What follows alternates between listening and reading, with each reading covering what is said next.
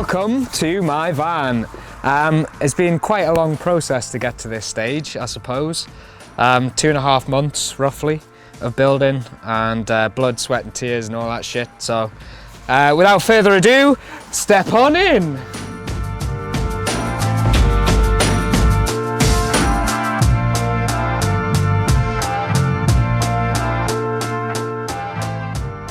I've had quite a lot of response on various websites and Facebook pages and all this sort of stuff, so I thought I'd do a tour to show you around my wagon. There's quite a lot of features that you might find useful for your own van build or whatever. So the parquet floor was a real labour of love, because you don't realise it, but this stuff gets ripped up from various housing projects and whatever.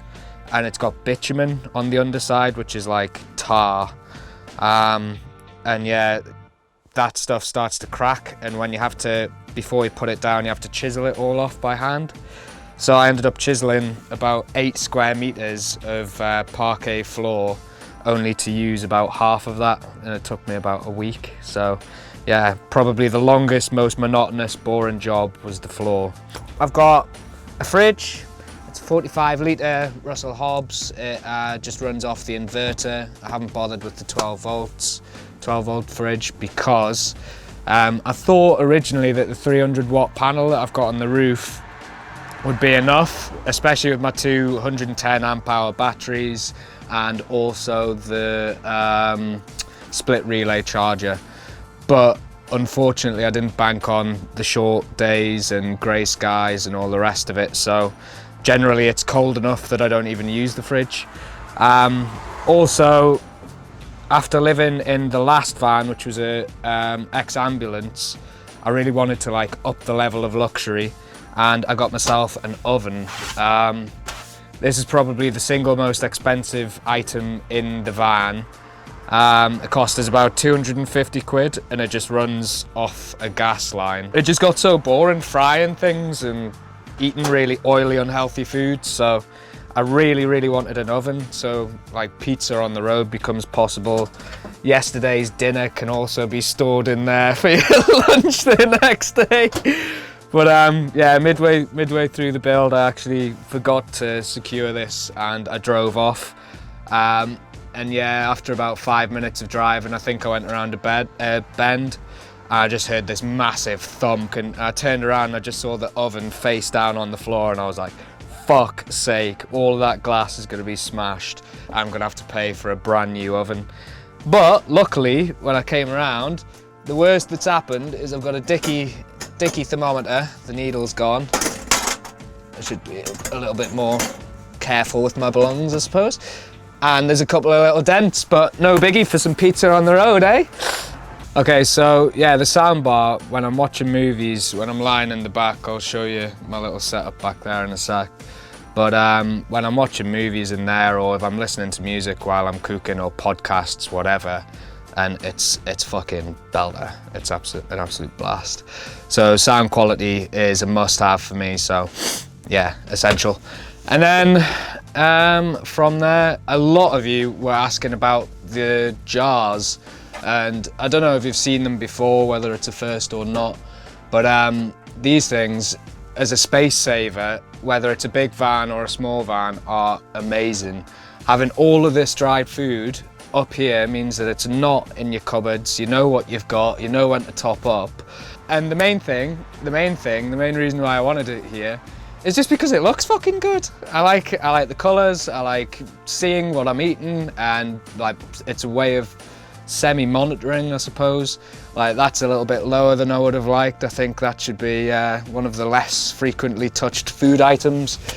But these are attached with Sikaflex on the top of the lid, and then from the underside I've gone up with a screw inside, because some of them are getting up close and personal with the pickle there.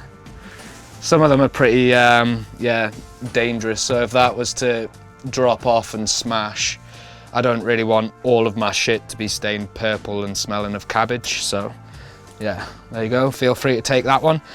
Right, okay, so welcome to the back end, the action end, the chill zone, the space of relaxation, whatever you want to call it. The main thing with this van when I bought it was getting the extra height, but I didn't know why I wanted the extra height, so I was trying to figure out where I wanted to go with it. And so I landed on the idea of having a bed that winches down. So without further ado, I'll show you this.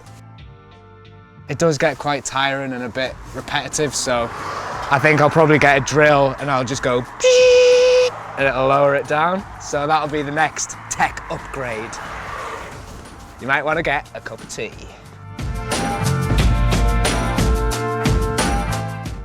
So the bed sits on those two steel beams and they can be folded away and put into the storage under there. The seating area, or like I do, I just stash them down the back. But this is super handy to be able to just drop this down and have my bed ready, and also that can turn into another bed.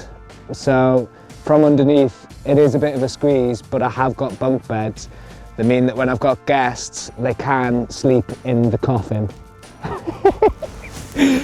So yeah, I'll put this back up. If you want to watch me struggling to put it back up, then feel free.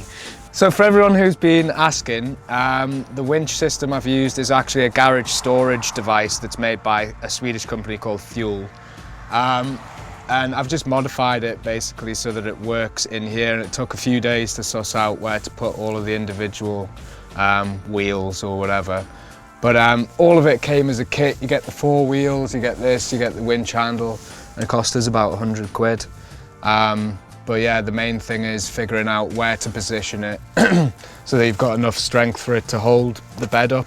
It can take 100 kilos of weight, but to be honest, I don't really want to risk getting up on that while it's suspended from the ceiling, because if that rips any of my cladding out, then that means I'll have to redo the entire ceiling, so no thanks. So yeah, anyway, here we go, put this away. And another slightly annoying thing that I figured out from having this system, it is great, but if you're parked on an angle like this, the bed tilts to the side. And because of my amazing super duper copper lights that I've got running along the sides there, it can be a bit of a problem. Right, so I mentioned the copper lights before. This, again, was another real labour of love. You wouldn't think so when you look at it, but to get all of these individual holes, I had to go along with a punch, hammer one hole in as a pilot, move along, bam, bam, bam, bam, bam, all the way along, and then a small metal bit, drill all the way through, and then come back with the large one, bam, bam, bam, bam, all the way along. And then to thread the lights into here was an absolute nightmare. I went from like using a like plumb bob on the end of a string to try and hook it and pull it through. I ended up trying, like, eventually I used a screwdriver to push the lights through one by one right the way up. But yeah, like, it doesn't give off as much light as I would like, but when it's dark, combined with the LED lights on this side, the lighting in here is actually really cozy. And in the winter, I think that's probably a good bonus. Yeah, these little alcoves are super handy because when the bed's down, it means that I can just leave my phone charging on here, like I can plug it in here, or I can run my phone cable from this switchboard. It's got USB, super fast and not super fast. And it's also got a cigarette lighter, so if you want to charge anything, just bam, straight on the windowsill. I've also got some candles, which I learnt the hard way is probably not the best idea when you've got it in an enclosed space where it's all surrounded by wood, because I don't know if you can see it, but there's some pretty severe soot marks that go up there.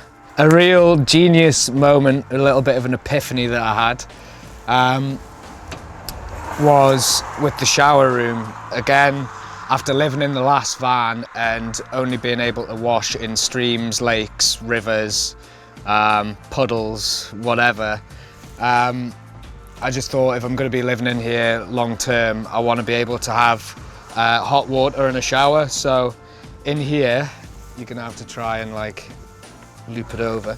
Behind my baked beans tin, yeah, this is my my hot water, instant hot water heater. But that gives me hot water for when I'm washing the dishes. But then also it comes around into the bathroom, which is an unfinished zone as of yet. But the shower is an exposed copper pipe shower, and it just turns on using these. I prime it with the pump over here, bam, and then I don't know. Oh shit! Yeah, you get the idea. Unfinished. So I ran some ducting from my diesel heater, which is located under here, which is the brains of the organisation, my 2 leisure batteries, the inverter and the heater.